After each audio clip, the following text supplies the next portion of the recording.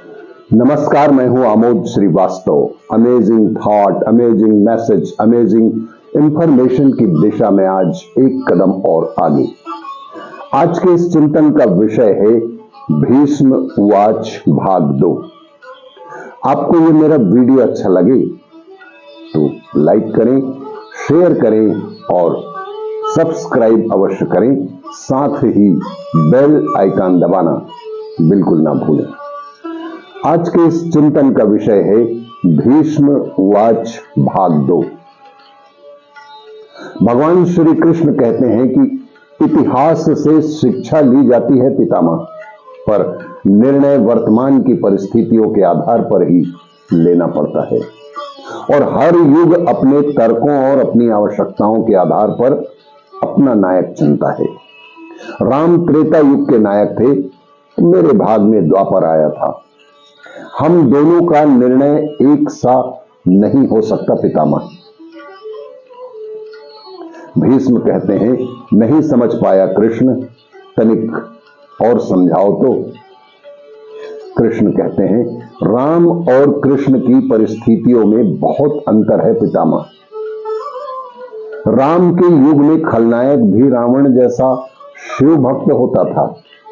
तब रावण जैसी नकारात्मक शक्ति के परिवार में भी विभीषण, मंदोदरी, माल्यवान जैसे संत भी हुआ करते थे। तब बाली जैसे खलनायक के परिवार में भी तारा जैसी विदुषी स्त्रियां और अंगद जैसे सज्जन पुत्र होते थे पितामह। उस युग में खलनायक भी धर्म का ज्ञान रखता था, इसलिए राम ने उनके साथ कहीं छल नहीं किया। किंतु मेरे युग के भाग में कंस, जरासंध, दुर्योधन, दुशासन, शकुनी, जयद्रथ जैसे घोर पापी ही आए हैं पितामह, और उनकी समाप्ति के लिए हर छल उचित है पितामह।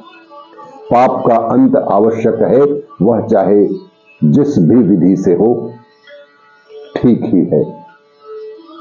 भीष्म कहते हैं, तो क्या तुम्हारे इन निर्णयों से गलत परंपराएं नहीं प्रारंभ होंगी केशव? क्या भविष्य तुम्हारे इन छलों का अनुसरण नहीं करेगा? और यदि करेगा तो क्या यह उचित होगा?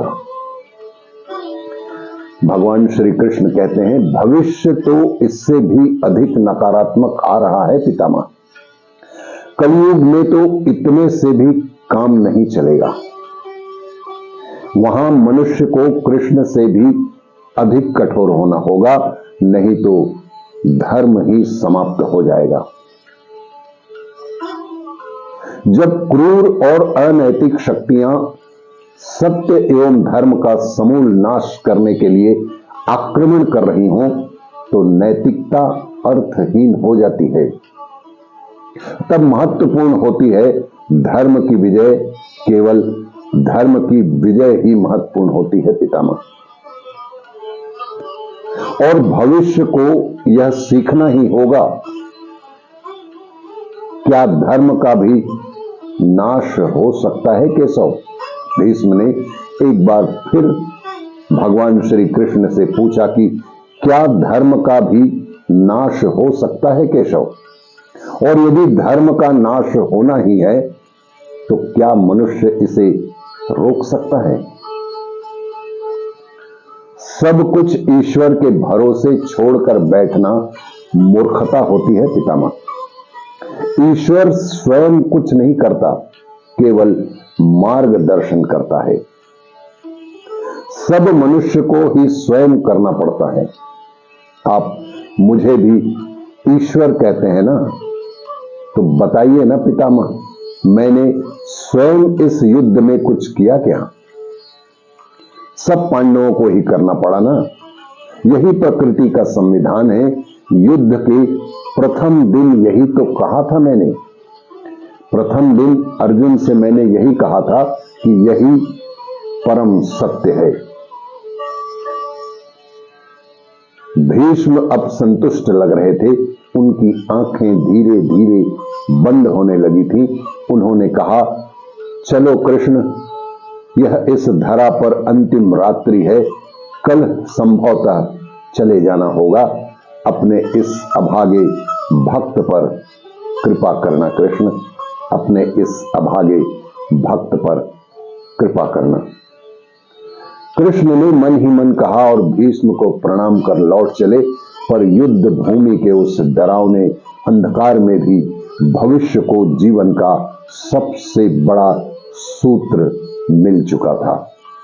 जब अनैतिक और क्रूर शक्तियां सत्य और धर्म का विनाश करने के लिए आक्रमण कर रही हों, तो नैतिकता का पाठ आत्मघाती होता है। नैतिकता का पाठ आत्मघाती होता है। आपको ये मेरा वीडियो अच्छा लगे तो लाइक करें, शेयर करें और सब्सक्राइब अवश्य करें। धन्यवाद।